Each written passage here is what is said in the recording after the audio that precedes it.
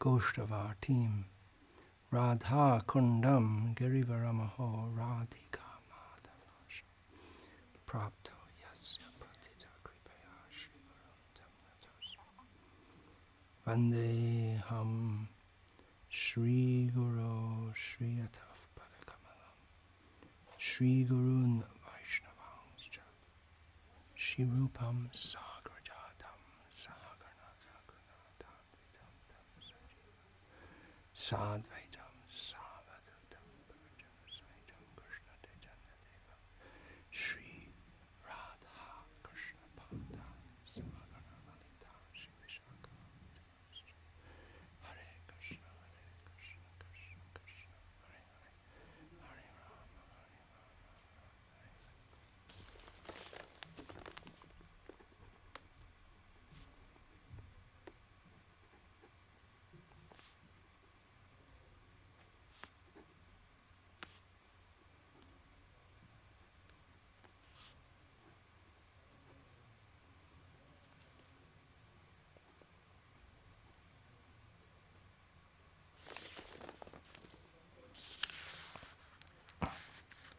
So I shall begin.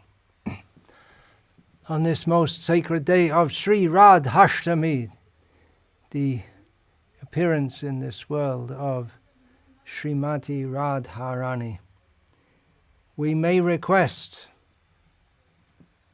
the ardent devotees of Vaikuntanath, Lakshmi Narayana, and we may request the devotees who are very much attached to the lotus feet of Lord Sri Ramachandra, and we may request the devotees who worship Krishna in his opulent abode of Dwarka, at least on this day. You may take cognizance of, or even better, bow in the dust of Srimati Radharani's feet. We're not saying that you give up that position. You can remain aware. Anyway, who's going to listen to all this talk? There's such people are not going to listen, such devotees. We worship you for your devotion, but we simply request, on this day, please worship the air that blows from the direction in which Srimati Radharani has walked. Please give all respect to Vrindavan Dham, Radha Padankita Dham, Jarna Vrindavan. Vrindavan is principally defined by being the place, some will say, where Krishna places his lotus footprints. All right, very good. But at least Bhaktivinoda Thakur has defined Vrindavan, that place. What is the place known as Vrindavan? If you go there, you will see the impressions of Srimati Radharani's lotus feet. She is the supreme goddess. You may not accept. Who will accept? In this world, people think Durga is the supreme goddess. Parameshwari, she is known as that.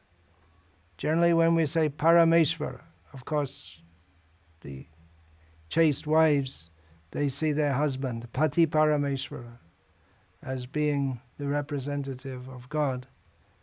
But in terms of deities in this world, the term Parameshwara is usually applied to Lord Shiva, and Parameshwari to his dear, chaste, devoted wife, who we worship. We also worship. Shiva Parvati. And there are so many demigods who are worshipped. So we request the worshippers of various demigods, just at least for one moment on this day, turn your attention to this supreme goddess, and you may even bow down in the direction of her lotus feet. And then what to speak of? Those who are busy with so many activities in this world. What's going on in the world?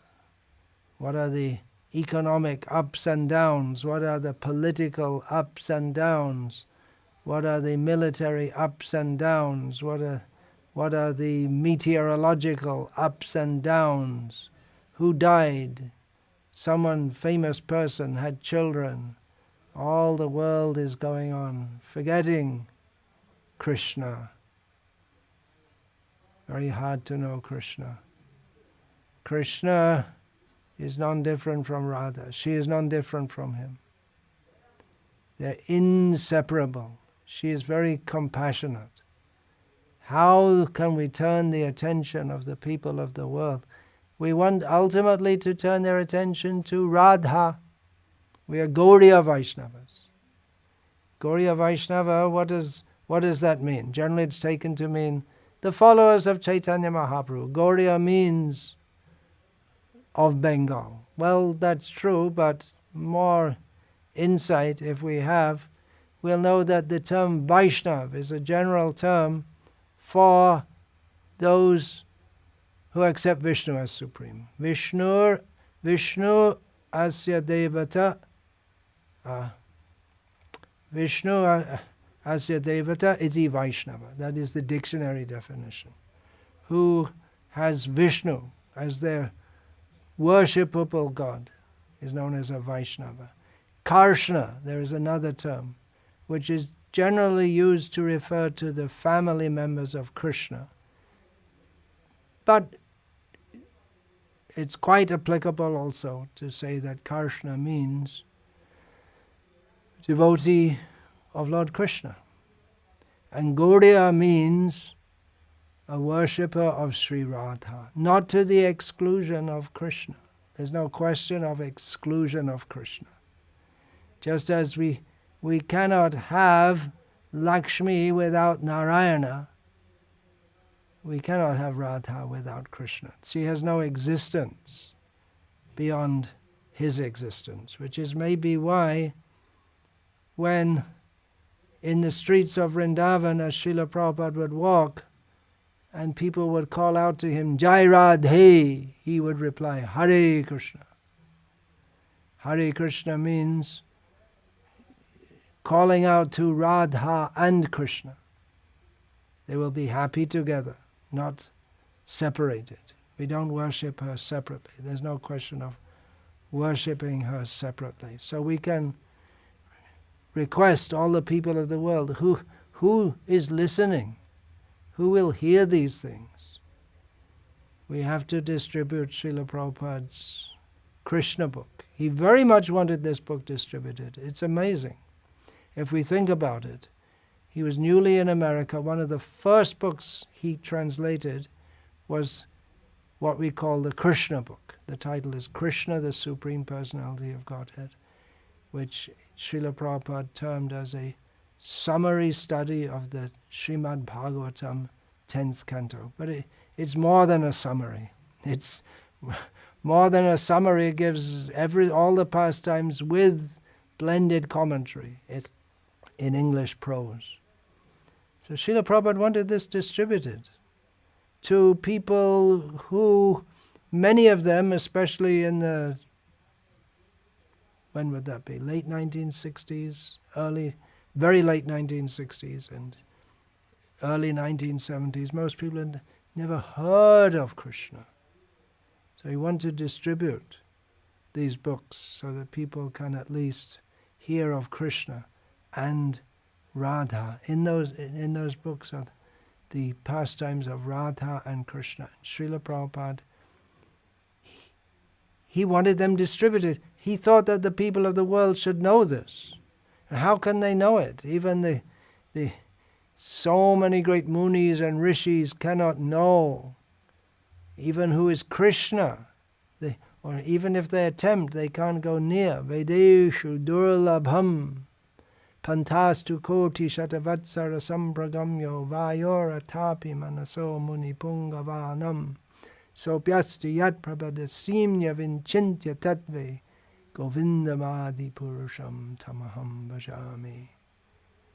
The best of the great munis, by performing their difficult yoga process over tremendous extent of time, can hardly even reach within the vicinity of the tips of the toes of the lotus feet of the original person who is Govinda. He is avichintya tattve.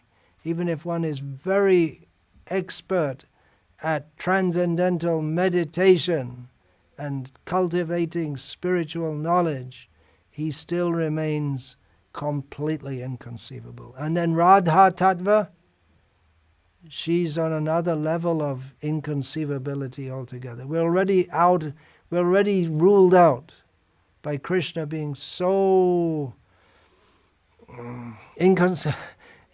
inconceivable. Well, I guess there are not degrees of inconceivability. It's a word something like unique or impossible. It's if there's any degree of possibility, then it's not impossible. So inconceivable. But still, as in Sanskrit, we have the words the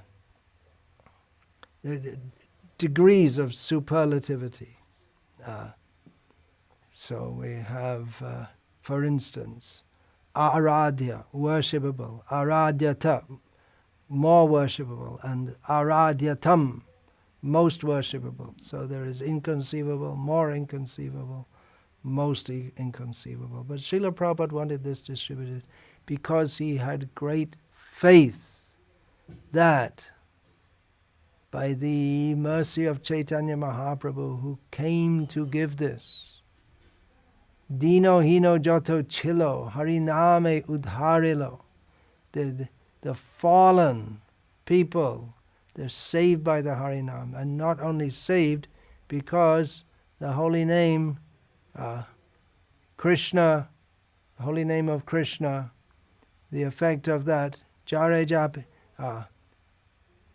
Hare Krishna, Hare Krishna, Mahamantra, Eto Shabhav, Jejape, Tare Krishna, Upajai Bhav. It is the nature of the Hare Krishna mantra that one, Krishna Nama Mahamantra, whoever chants the name of Krishna, he attains automatically feelings for Krishna arise within him. So similarly, what is that? Narottam Thakur sings, Krishna Nam Gane Pai Radha Charane Pai. Radha Name Pai Krishna Chandra. He sings that by chanting the name of Krishna, we can attain to the lotus feet of Radha. And by chanting the name of Radha, we can attain Krishna Chandra. So all perfect. Hare Krishna, Krishna Krishna, Hare Hare. Hare Rama, Rama Rama, Hare Hare. We shall distribute these books and we shall ask people to chant the Hare Krishna mantra. They have no idea what they're doing. We also. What are we doing? It's so far above us, but we're doing it on the order of Srila Prabhupada. We're asking people to chant Hare Krishna, and the result is, ultimately, they will attain to the lotus feet of Radha and Krishna. That was the faith with which Srila Prabhupada preached Krishna consciousness, so especially on this day. Actually, the topics of Radha are very, very carefully to be protected. Even the goddess of the home, the Griha Lakshmi. I'm talking about what we may say the mundane women. but they're to be protected. There was long time ago, I heard this, that some Muslim gentleman was asked, why do you have your women all covered? And why do you keep them at home? And he said, what you keep, what you value the most, you protect. It's protection. So Radha, she's protected by Krishna, and also we are cautious in approaching, as our acharyas have warned us to protect ourselves from misunderstanding, from familiarity breeds contempt, so that we may properly approach her by chanting the Hare Krishna mantra. And although Radha lives in Vrindavan, Srila Prabhupada established her presence so that we may worship her in so many temples all over the world. Does that mean that Srila Prabhupada took Radha and Krishna out of Vrindavan? Are the words of Shastra true? Untrue? No. Srila Prabhupada brought Vrindavan with him, and therefore when he established Radha and Krishna, he established Vrindavan in all the, just like we have that Radha Landanishwara temple in the heart of the, it's just at the edge of the most hellish part of that hellish city, London. Don't be angry with me if you think I'm insulting London. Srila Prabhupada himself referred to London as hellish. And actually this whole material world is hellish. But Radha and Krishna are there in London and New York and Los Angeles, Rukmini Dwarkadish, who Srila Prabhupada referred to as Radha Krishna. His name is Dwarkadish, but he's got a flute. What's that? Oh, Satyabhama is surprised, in anxiety.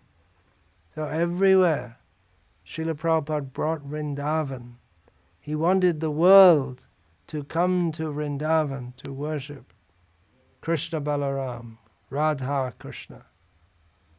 So on this day, this precious jewel, we don't bring out. She has very kindly appeared in this world, and we glorify to the best of our extremely limited capacity, just like the prattling of a child. But even the prattling or the funny noises a child makes, the parents become pleased that, at least at the stage the child is at, that is very pleasing, because it means they're just learning to speak. So we can just begin to speak. And for an adult to speak like a child is laughable, although you're not supposed to laugh in these days of being politically correct at anything practically. But it's a foolishness. Maybe a comedian does it to imitate some foolishness, makes people laugh. So the devotees, they may laugh to hear an attempt to glorify Radha from someone so uniquely unqualified but not disqualified, because by the mercy of the acharyas, just like we may laugh at the child making funny noises, but it's a laugh of pleasure. It's a happy laugh that the child is now beginning to talk. So we'll attempt to say something about the glories of Srimati Radharani. the supreme worshipable goddess. And the Vaikuntha-vasis may think, how can that be? Our most worshipable Lakshmi, she lives in the most glorious palace in the midst of the greatest opulence. There cannot be anything more than this. It's right there in Shastra. There cannot be anything more than this. There cannot be anything more opulent. They're in the certain kind of mentality that opulence is the measure of one's superiority, and no one can be more opulent than Lakshmi Narayana. There is a whole discussion on this topic between Srivas Thakur and Swarup Damodar Goswami about the relative positions of Lakshmi and Radha, of Vaikuntha and of Vrindavan. That is recorded in Sri Chaitanya Charitamrita, Madhya Lila, one whole chapter. I believe that's the 14th chapter. Whatever. There is a whole discussion in which Srivas Thakur, taking the side of the Vaikuntha-vasis, is thoroughly defeated in comparative discussion by Swarup Damodar Goswami. What kind of palace does Radha live in? What kind of goddess is she? She's a forest dweller. Oh, a forest goddess. Yeah, okay, well, the forest goddess, there are so many forest goddesses in all the forests of the world. Scientists don't see them, so they don't believe in them. Sylvan deities. She's a forest goddess, and they're worshipped by village people who live at the edge of the forest, or maybe there's a village within the forest. They worship, that's all right for them, but we have to go up beyond that. Up, all the way to Lakshmi Narayana. No, this is not an ordinary forest goddess. She is her palace, the groves of Vrindavan. We have to tell you. No, we won't tell you, because you won't be able to understand that even the trees and grass in Vrindavan, they're in a better, higher spiritual position than the most exalted of the Vaikuntha devotees. And we shouldn't announce to them. They won't. They'll feel insulted and offended. But actually it's a fact, because the grass, well, there you have the evidence. Uddhava, topmost devotee in Dwaraka, he wants to become some grass in Vrindavan so he can get the gopis' feet on his head. Sometimes they may walk on his head. The trees, well, the tree, that's a condemned existence, not in Vrindavan. The trees combinedly perform the service of making the forests of Vrindavan. There are so many forests in Vrindavan. We have the 12 main forests, and then the Upavanas, and there's so many of them now. They still have the name Bandhiravan and so many. But there are no trees. The trees are very dear to Radha and Krishna. Trees, they perform great service by making it possible for Radha and Krishna to not be seen by those who they don't want to be seen by. The Radha and Krishna know the forest paths through the trees, and the trees arrange themselves so that there are openings, some clearances. They're the forest groves in which Radha and Krishna perform pastimes. So even the trees of Vrindavan, they partake. We may say, well, tree in the spiritual world, that must be Shantaras, but they're serving the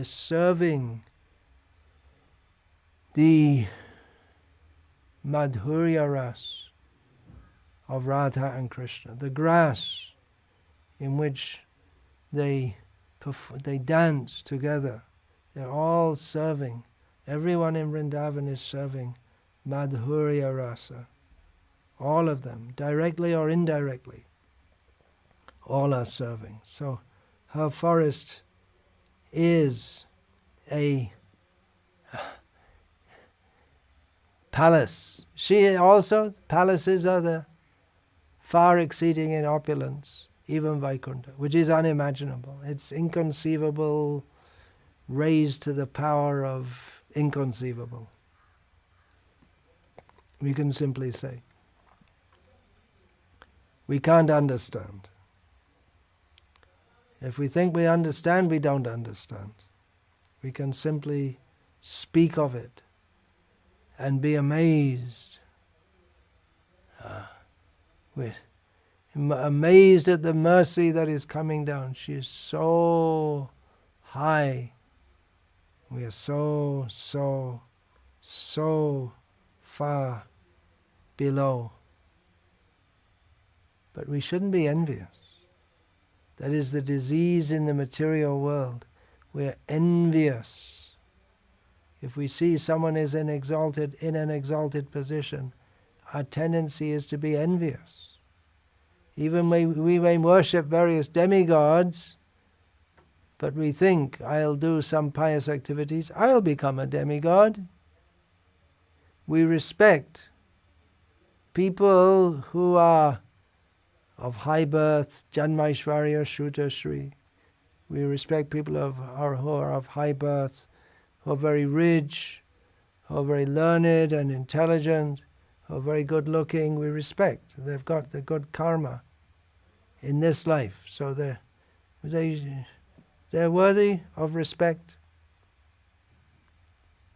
We're not Marxists who want to pull down everything and make everything all the same. And anyone who has any advantage, we want to stomp them under our grimy feet. No, we respect. Different people have different opulences, and that's the position they've attained by their pious activities. They're in a better position materially than myself. So we respect that. But we're thinking, well, in the future, I will also attain such a position, and we'll be happy to be respected by others. But a Vaishnava, nirabhiman, that term is used. He's without this material egoism. When we become very ambitious, when our envy, which is the nature of this material world, becomes expanded exponentially, then we want to become God by the idea of merging into the existence of God and making ourselves God. That's extremely envious. This quasi-spiritual idea of becoming one with God. So we shouldn't be envious. Vaishnavism means non-envy, not envying Krishna, worshipping Him. So we shouldn't be envious of Radha. She's so beautiful. If we praise, we may praise. Oh, that girl is so beautiful. Everything about her is so beautiful. Her lips, her face, her skin, her hair, everything about her is so beautiful. Her water pot breasts, that's the common example given.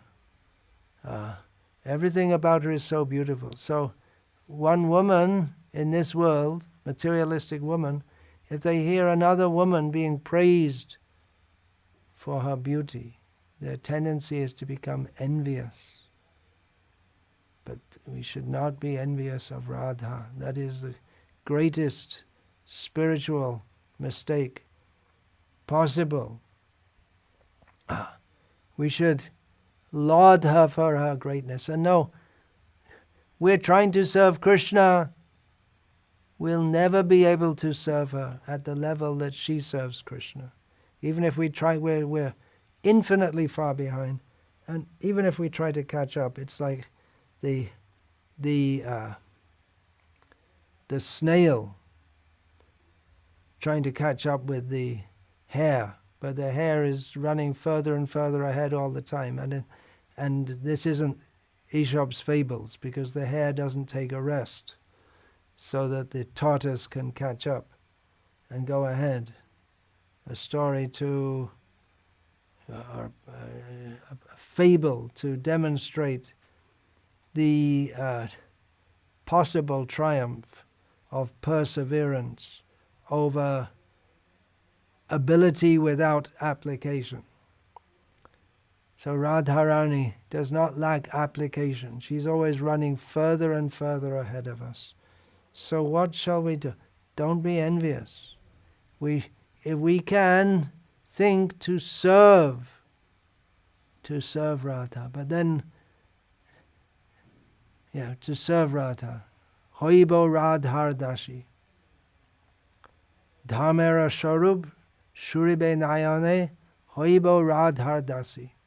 Bhaktivinoda Thakur has described the whole process of how by serving the Dham, Kabe Gora Bane, Suradhuni Torte, Ha Radhe, Ha Krishna Bole, how by serving the Dham of Chaitanya Mahaprabhu, Navarid Dham, with complete nirabhiman, completely giving up all sense of worldly honor, calling out the names of Radha and Krishna, then the Dham will reveal himself, herself to us, and then we can begin to think about being the servant, maidservant of Radha. And he has a whole series of songs in which he describes his siddhi lalasa, his longing for this perfection. So we do not we should not be envious of Krishna. Don't be envious of Radha. Her position as the greatest servitor of Krishna. She is the greatest. She is the role model for us all, but we cannot become her. We can become her servant, or more accurately, she already has her servants.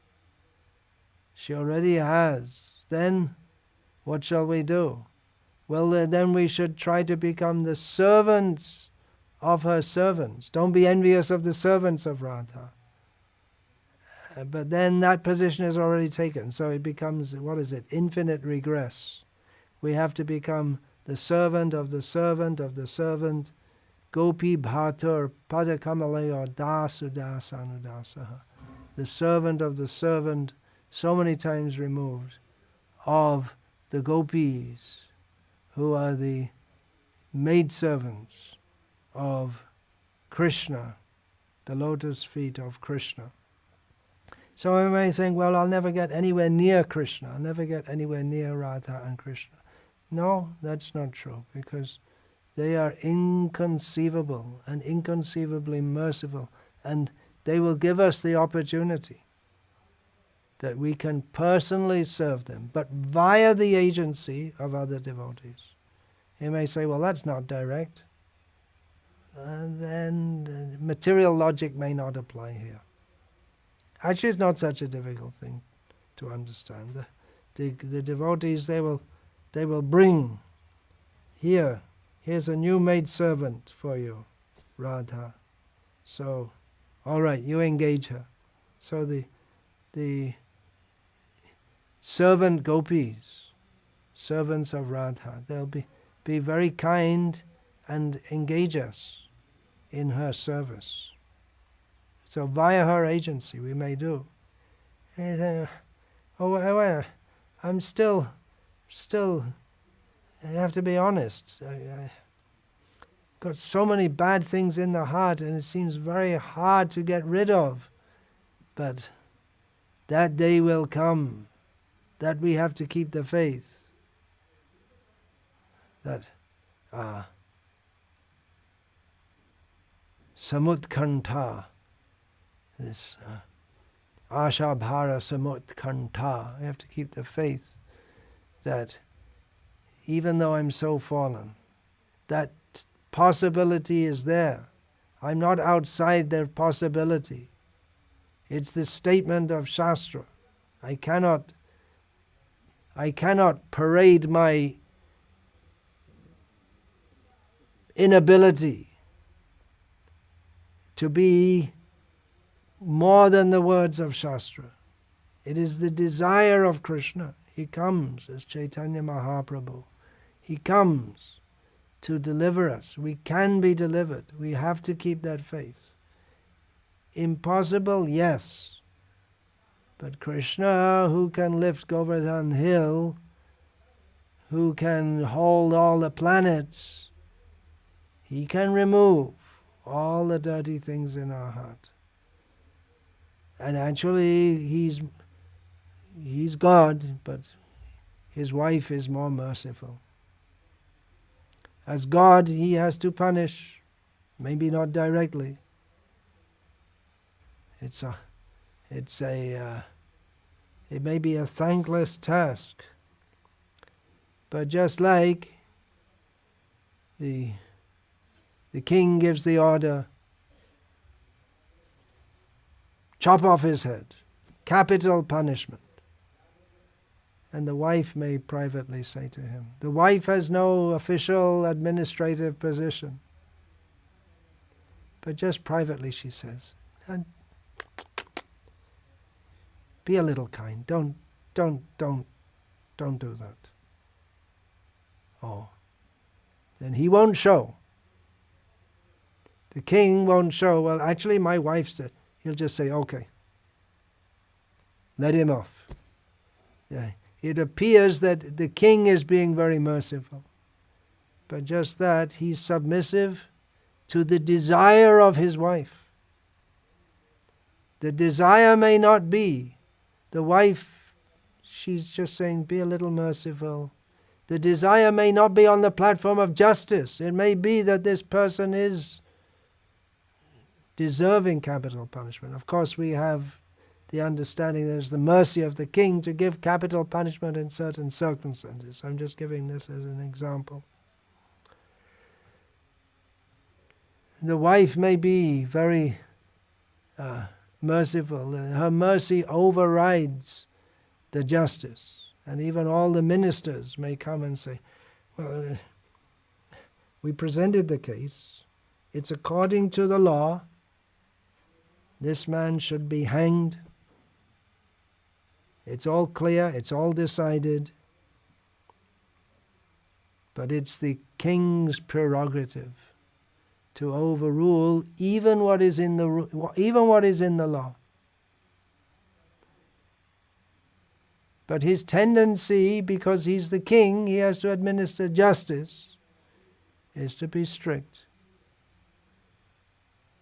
So we're very grateful to the whole Stri Jati, the whole race or the whole half of humanity, for the women who are very merciful, maybe not so logical in their understanding, but just for what reason? What reason? For what reason should a mother suckle her child?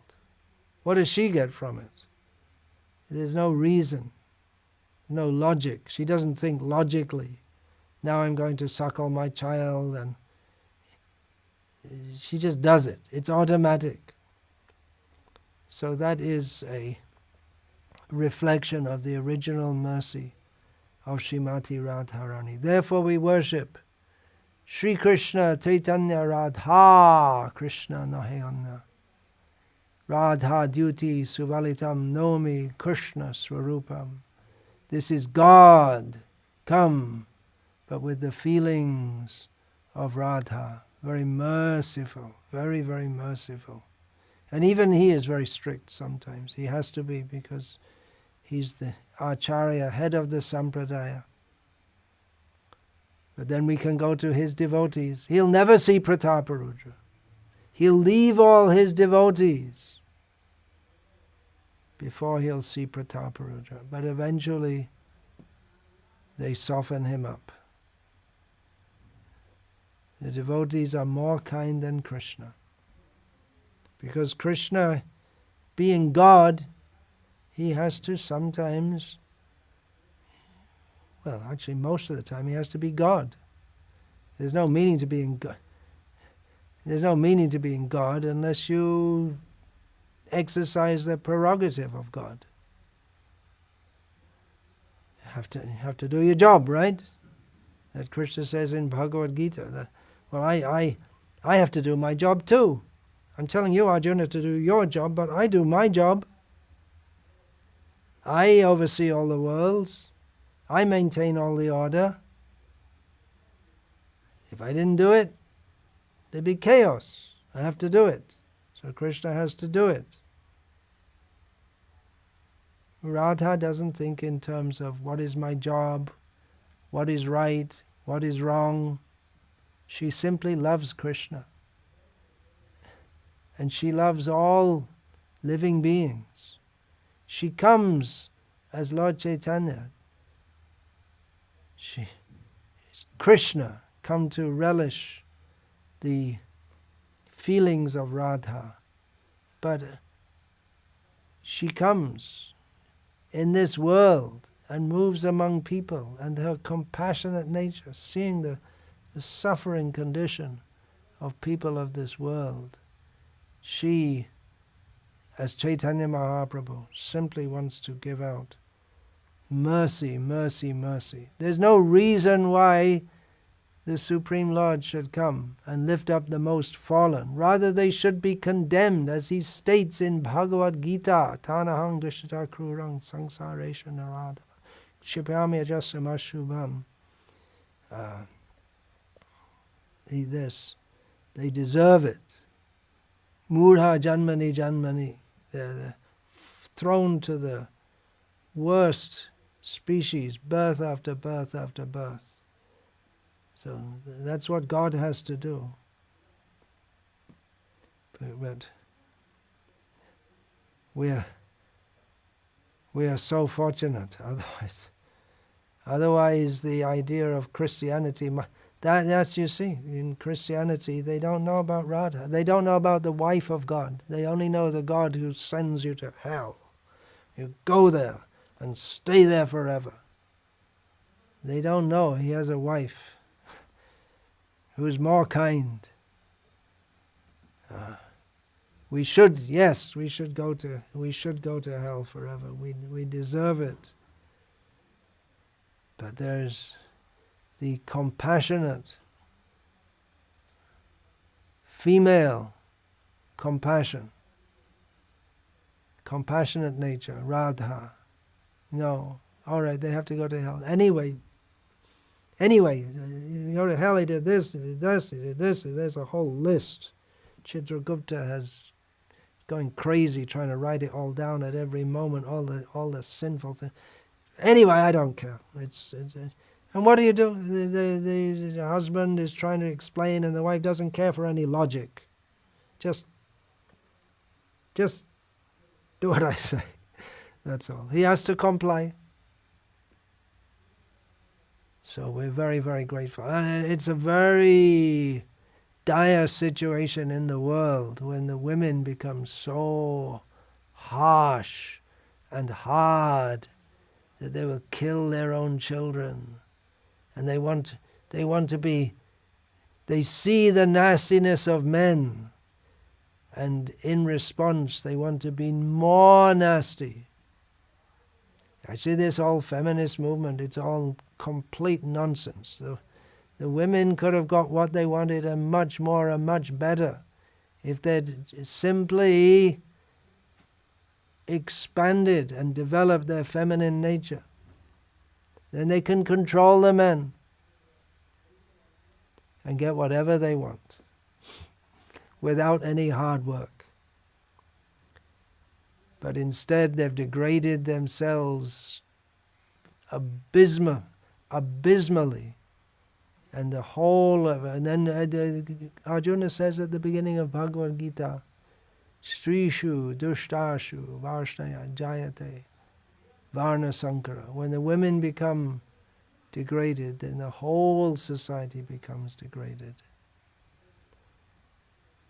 So these things we can think of also as we are worshipping Sri Radha. She is the ultimate woman. Actually, the model for this world is Lakshmi, Sita. They're models for women of this world. The model, just like Krishna should not be imitated, Radha should not be imitated. But we worship her. For us, her extremely compassionate nature is our only hope. And that is manifested through the Vaishnavas, their mercy. Again, the Vaishnavas, they have to be strict. Mercy doesn't always mean forgiving. If it was always forgiving, then there'd be nothing to forgive. There'd be no law, there'd be no order. It's simply bedlam. But Radha doesn't overstep the position of Krishna. She doesn't make it all so-called mercy. She's also intelligent, but she sees, oh, this one should be saved. There's little bit of inclination, something there. Or it may be just the opposite. They're so bad, you have to deliver them. Just like Nityananda Prabhu thought. This Jagai and Madhai are so bad. Then they should be delivered.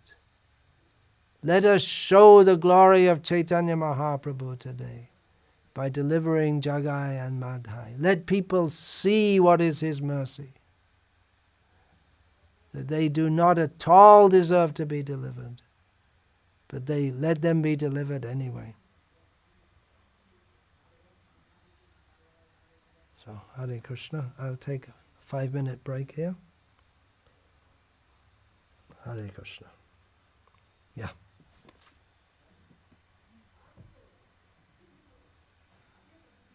Hare Krishna, Hare Krishna, Krishna Krishna, Hare Hare, Hare Rama, Hare Rama, Rama Hare Hare. Yeah, take this garland and I'll go.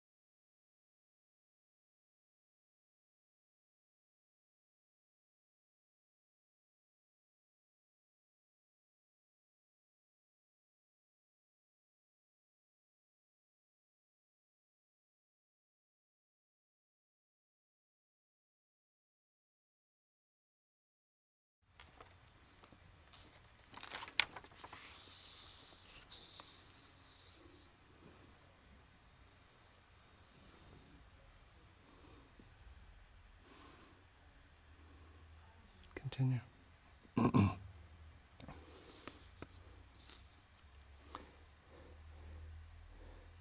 So what is it about Sri Radha? What is the quality that we are praising? Krishna himself is praising. What is it? We hear of the beauty of her lotus feet, the beauty of everything, so beautiful, so kind, so gentle, sometimes not gentle, as is required for the pastimes of love. She is Prema Swarupini, the very embodiment of prem, pure love. Krishna is Prema Swarup, the male form of pure love.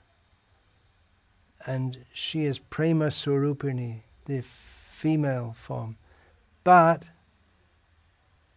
the female form of love is going to love more than the male form, because Krishna is ontologically stuck in the position of being the Vishay, or the subject of the love of every being in existence. So he is the one to be loved. Radha is the Vishaya of Krishna's love, but she is Shakti and he is Shaktiman.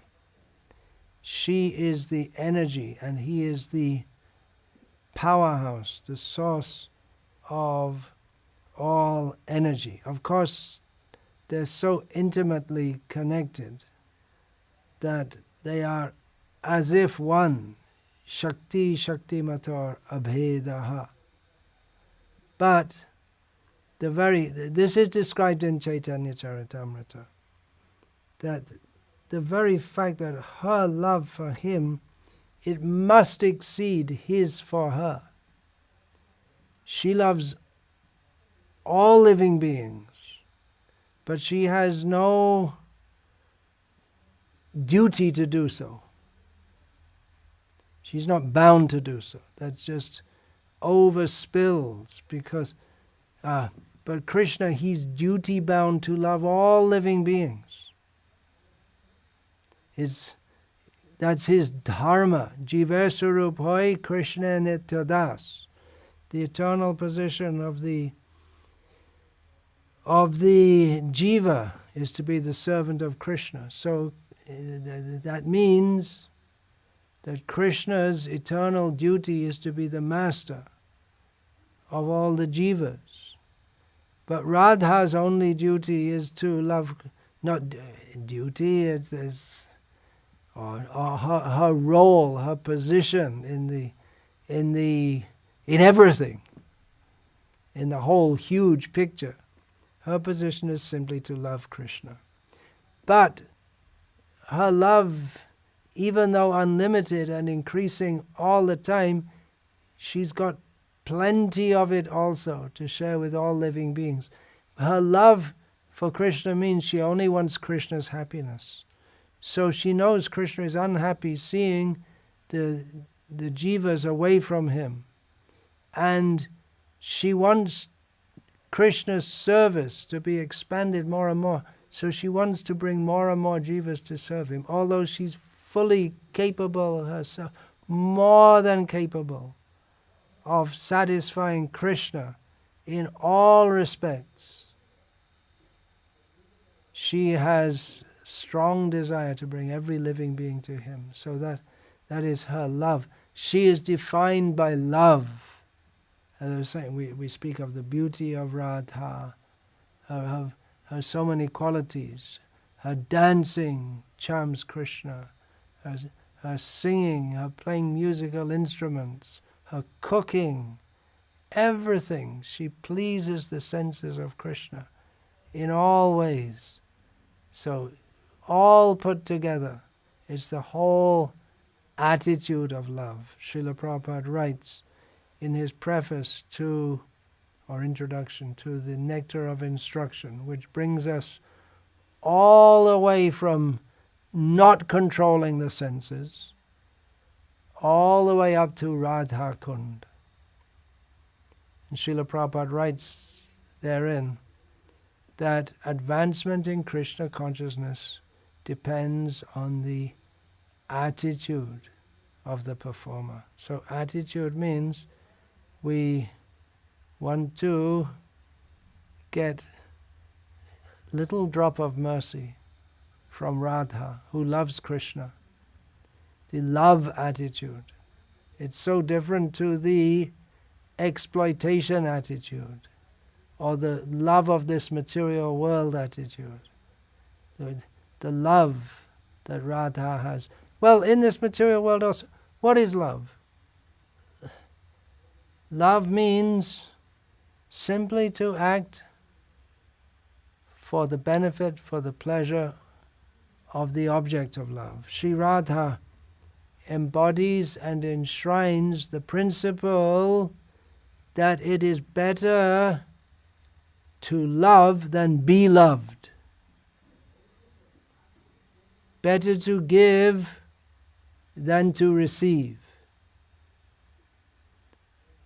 There are some people, they want to, well, everyone wants to be loved. They crave love. They want someone to look after them and be sympathetic to them. And there are different aspects of love. Maybe satisfy their carnal desires. You need somebody to love. Jefferson Airplane song. You need somebody to love. You need somebody to love.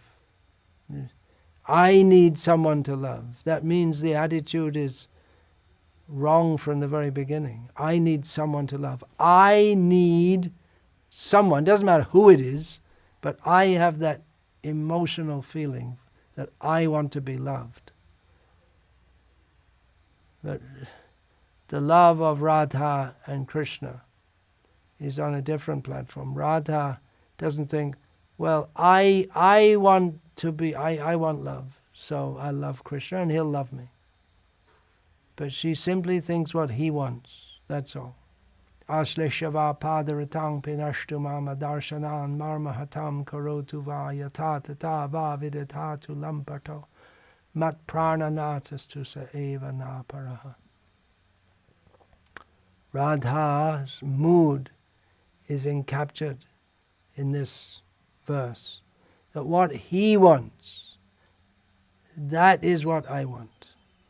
I don't want him to run off with some other woman. I don't want that. Why? Because I know that no woman can satisfy him in the same way that I do. But if he wants to go with another woman, and she doesn't want to go with him, I will go to her house and become a maidservant and make her feel indebted to me so that I can implore her, please go to Krishna. This is Radha, completely selfless love. Some people in this world have at least seemingly understood this principle. Famous in recent times is Mother Teresa of Calcutta. Now I'm just talking about the principle as it's understood here. I think there's a lot of hype about her actually. But at least seemingly she loved inasmuch as she gave herself to others for not wanting anything in return. She went to so many difficulties to help people in need. Actually, it's all on the bodily platform. But anyway, it's a perverse reflection of the love of the spiritual world. But the idea, just giving ourselves, and then we feel satisfaction in their gratefulness. Is that right? And then we feel, not even that. Radha says, even if you trample me under your foot, you reject me, you don't even show yourself to me. Adarshanan marmahatam karotuva. you won't even come anywhere near me, and you'll break my heart in this way. Still my love for you will not decrease by even a grain. So this is love, just completely focused on satisfying the lover, and or the loved, the object of love, the Vishay, the object. So Krishna, sometimes he appears to be very cruel to Radha, but in doing so, because these are all very complex, transcendental pastimes, we shouldn't be too presumptuous that we can understand the psychology of God. But in doing so, he announces her glory more and more and more. That first thing, she won't give him up. She may make a show of doing so. She may be even very serious about it. But then her assistants, they patch it up. How glorious are the gopi assistants of Sri Radha in these pastimes of love, prema vivarta, the transformations of love. How glorious are the assistants of Radha. That even Krishna appears ungrateful, but there's no question of Radha being separated from Krishna. She may even say, I'll never see you again. You get out from here. These are recorded. Again, these are not topics that can be understood by mundane sentiment. These are not topics that can be understood by piety, by performing religious activities. It's only possible by some great mercy, which Chaitanya Mahaprabhu is now offering. So real love means just wanting to give yourself wholly. But we have to know where to give it also. Even if we say someone gives themselves wholly, they sacrifice their life for their country. So many soldiers have died gloriously, sacrificing their life for their country. Gloriously, but uselessly. There's no ultimate benefit to anyone. We have to know the object of love. That's why we have Bhagavad Gita. Aham sarvasya prabhavo matas sarvang pravartate, Krishna says. Everything comes from me. From me everything is produced. You just understand this. We're dependent on Him. We have the propensity to love. Don't misplace it. Our greatest treasure, if we misplace it, how anxious we should be to get it back. So our greatest treasure, the only thing which is of any meaning in our existence, is to love. But specifically that means to love Krishna. Love has to be centered on Krishna.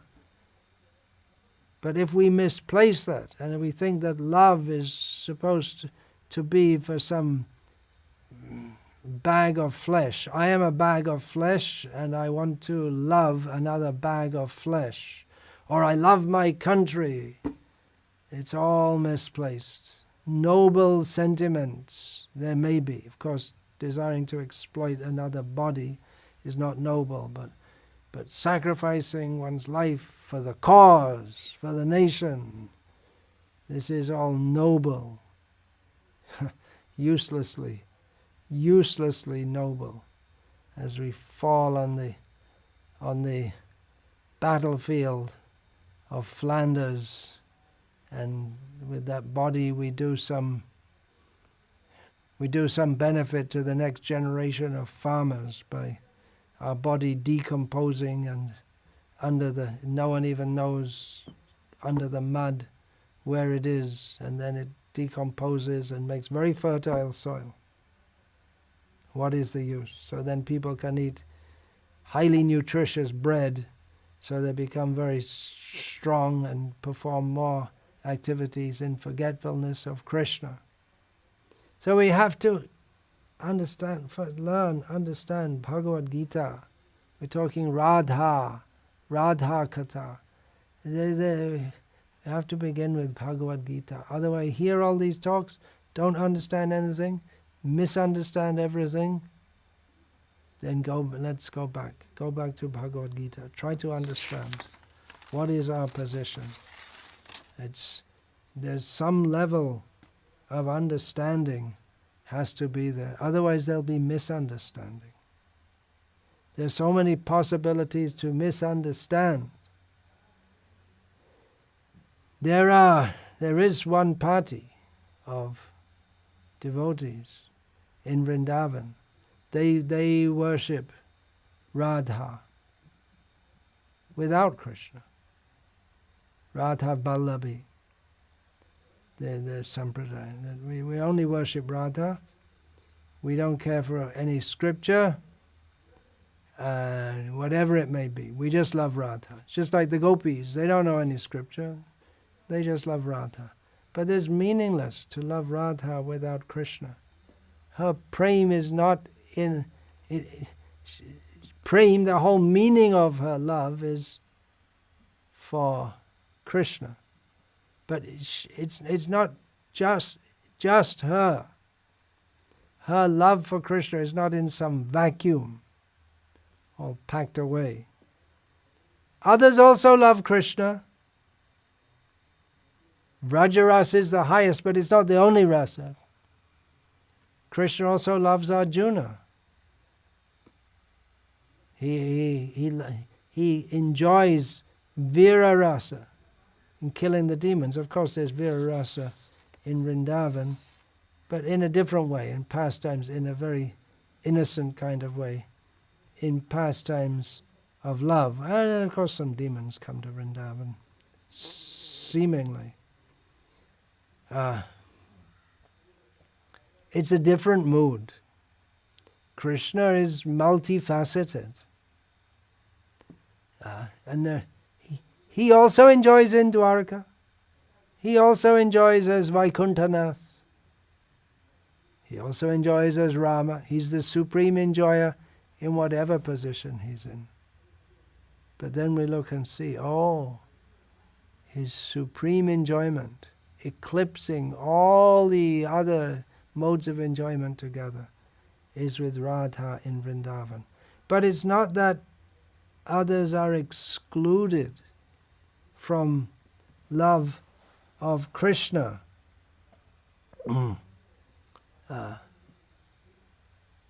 There are demons who are against Krishna, but they're also saved by him. That is his mercy. He comes as Rama and Krishna and kills so many demons that he has this Vira rasa, being a great hero and killing the demons. Sometimes demons enter in Vrindavan and Krishna, just like in sport, like children, they play games.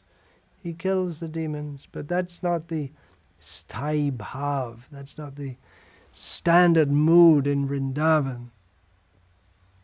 Elsewhere, the very attractive pastimes of Krishna. Krishna means all attractive, so his pastimes are very attractive. Why are people attracted to hearing Ramayana? It's very attractive. They're attracted to hearing stories of Mahabharata. It's very attractive. Krishna is there. Ram is there.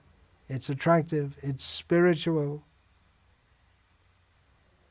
Radha's love for Krishna is there. There are other forms of loving Krishna also. If one is really wrapped up in love for Radha and Krishna, as are the gopis of Vrindavan, then they may even see Narayana and not be particularly dumbfounded by seeing Narayana. What's Narayana doing in a bush of Vrindavan? They don't start to try and work it out. What shastra is that in? Oh, it's in Srimad Bhagavatam. They don't try to work it out. They just think, where is Krishna? So that is a very high platform. We should not deprecate the devotees elsewhere because Krishna loves them. And we say, well, there's no Radha there. No Radha? You mean Krishna's there and there's no Radha? What is that? I, like probably most others, when I first heard the name of the deities in Delhi, I first came to Delhi 1977, came to the ISKCON Delhi Center in a rented house in Lajpat Nagar, and heard that the beautiful deities established by Srila Prabhupada there are called Radha Partha Sarati.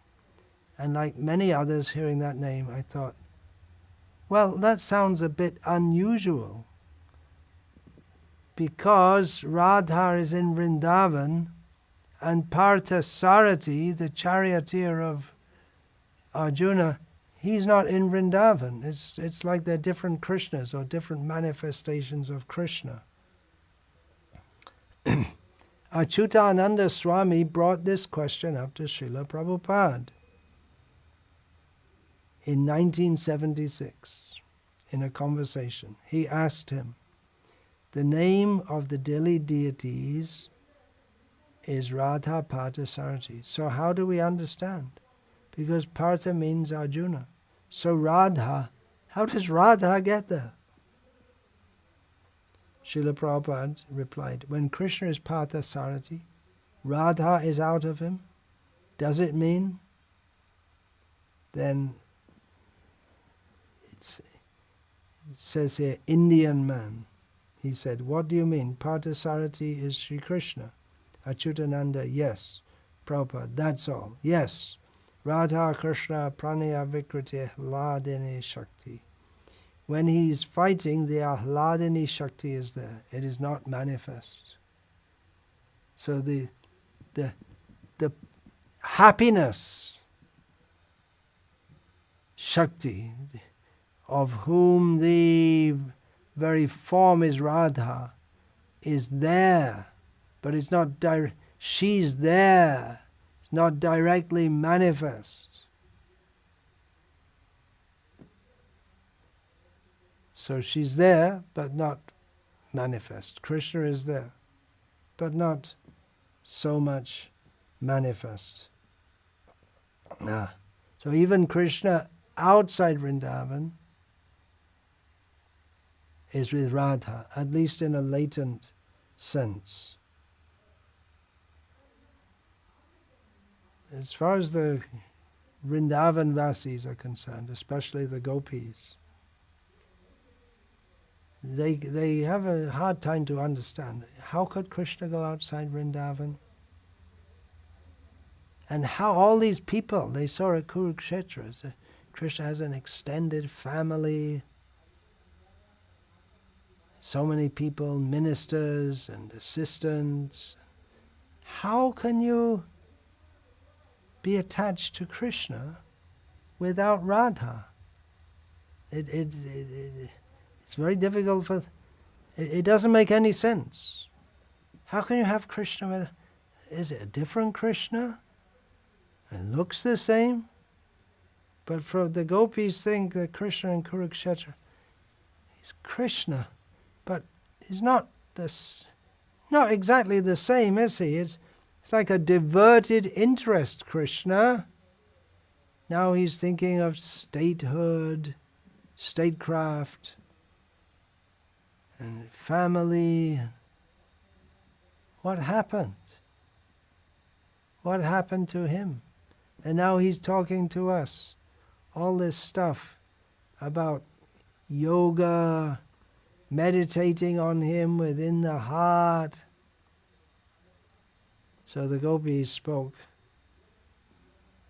one verse, which is a clue to the whole pastimes of Chaitanya Mahaprabhu. And Rupa Goswami revealed this. We'll find this in the first chapter of... Actually, this verse comes up from Bhagavatam, spoken by the gopis at Kurukshetra. were spoken, what is included in the beginning of the Madhya Lila, and again in the beginning of the Antya Lila. Rupa Goswami reveals, and also in the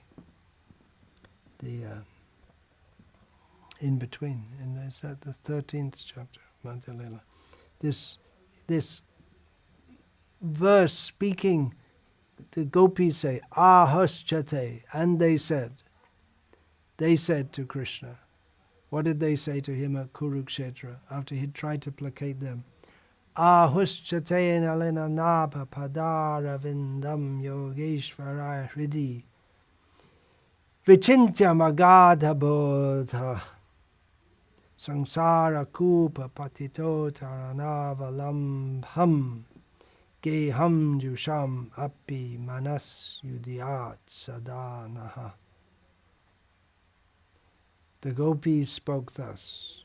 Dear Lord, whose navel is just like a lotus flower. You look the same. It's the same. You have the same lotus navel as you had in Vrindavan. It looks the same. Your lotus feet are the only shelter for those who have fallen into the deep well of material existence. Your feet are worshipped and meditated upon by great mystics and highly learned philosophers.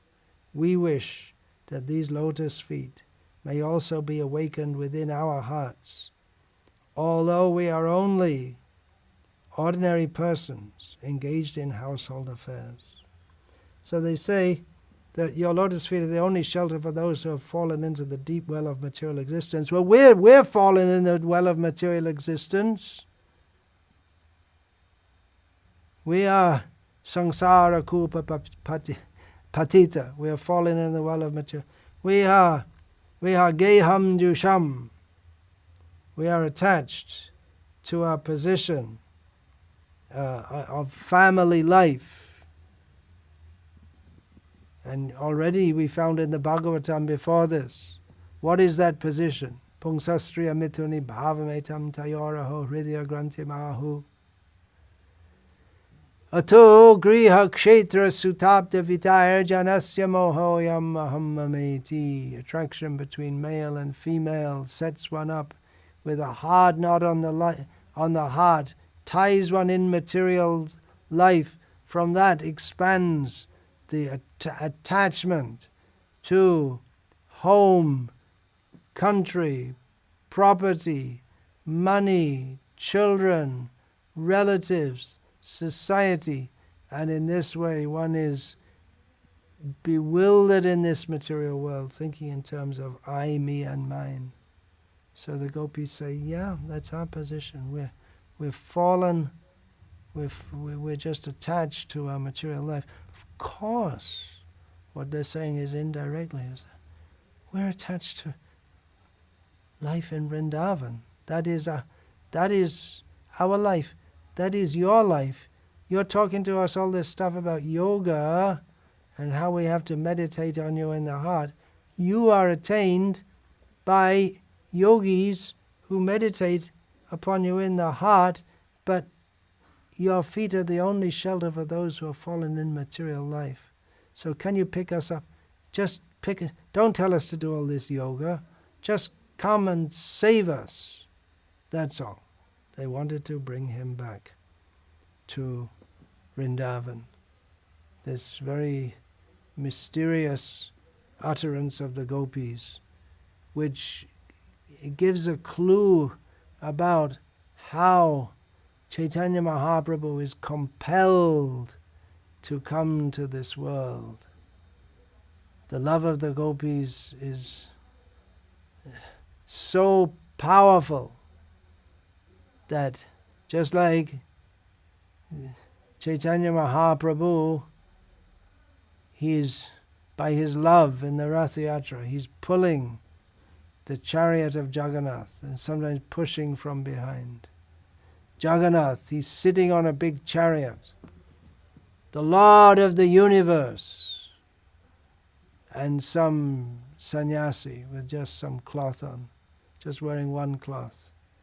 He can make that chariot pull. No one else can control him. Chaitanya Mahaprabhu forces the chariot to move. Impelled by love, the chariot has to move. By strength it doesn't work. All big strong men, big strong elephants, no one can move that chariot.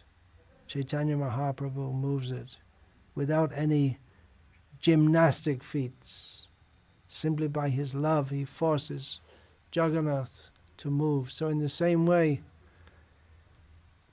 Krishna is impelled to take the form of Gaura, impelled by the love of Radha. It's so powerful. She overwhelms Krishna. In a wrestling match, he might win or she might win. But although she takes the role of a very simple village woman, by her power of love, she impels the Supreme Lord to come to this world as Chaitanya Mahaprabhu. So do not underestimate the power of love. She is the Supreme Shakti. Radha Purna Shakti, Krishna Purna Shaktiman, Dui Bastu Bed Nai, Shastra Paraman. Radha is the supreme Shakti, the supreme energy, and Krishna is the supreme reservoir of all power. The two are inseparable according to the version of the scripture. But she, although appearing like a simple village woman, is so powerful that Krishna becomes frustrated in seeing her love for him and finding himself incapable of beginning to appreciate that he is forced to appear in this world as Sri Krishna Chaitanya Mahaprabhu. These are some meditations on the glory of Sri Radha. Is it right? Is it wrong? Should we say these things? Probably not. Should we say these things? Yes, we should. What is the right answer? Should we say these things? No, we shouldn't discuss these things. That's correct. Should we say these things? Yes, definitely. That's correct. Who will decide?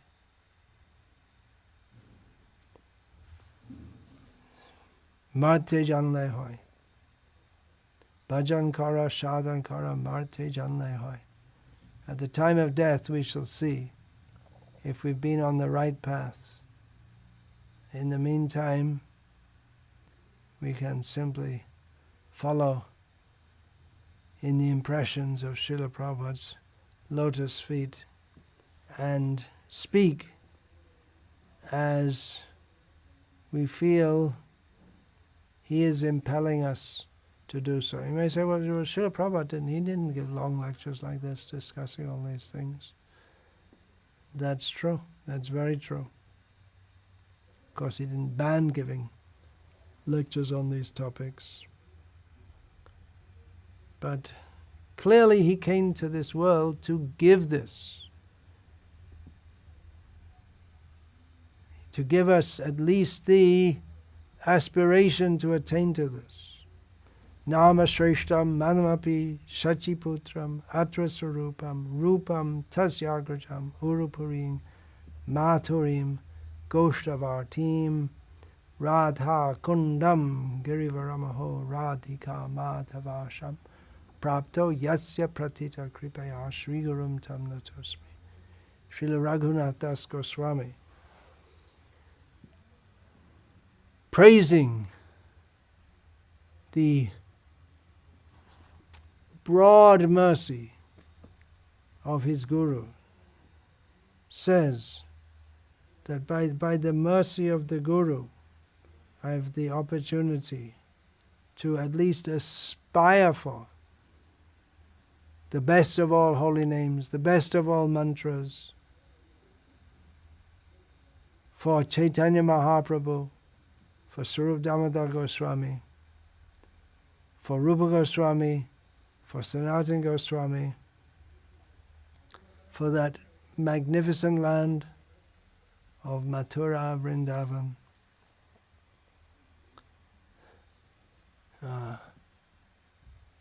for Radha Kunda, for Govardhan, the best of all hills, for the service of Radha Krishna, Radha Vallabha. This is what we can aspire for. By the mercy of the Guru, we can aspire for these things. So Srila Prabhupada is in the parampara from Raghunath Das Goswami. He came to give the same thing. So we can at least aspire for these things. Not that artificially we jump in, but that aspiration has been planted in our hearts. We may be, by Srila Prabhupada, by giving us all this huge treasure, I mean huge from our perspective. There's so many books to read, so many things to understand. So he's planted in our hearts at least the aspiration to attain to this superlative standard of devotional service. So, yes, we should aspire. First deserve, then desire, Srila Prabhupada said. So I may discuss that some more. I'm in the middle of a series of talks facetiously titled No Gopis in ISKCON. So these points are to be discussed more and more and more and more. And as we discuss, the glories of Radha and Krishna are expanding more and more and more. We'll never catch up. So we'll simply bow down at the lotus feet of all the Vaishnavas, of Shri Radha and Krishna, and pray for their mercy. Vancha kalpatarubhyascha kripa sindhubhya evacha patitanam pavanebhyo vaishnavebhyo namo namaha dante nidhaya chunakang padaya nipatya kritvacha karkushatameta bravimi hey sadhava sakala eva vihaya durat Gauranga Chandra Charane Kurutanuragaha Parivadatu Jano Yatata Tava Nanumakarona Vayang Vicharayama Hari Rasa Madhirama Dati Mata Bhuvi Vilutama Nirtama Nirvishama Hare Krishna, Krishna Krishna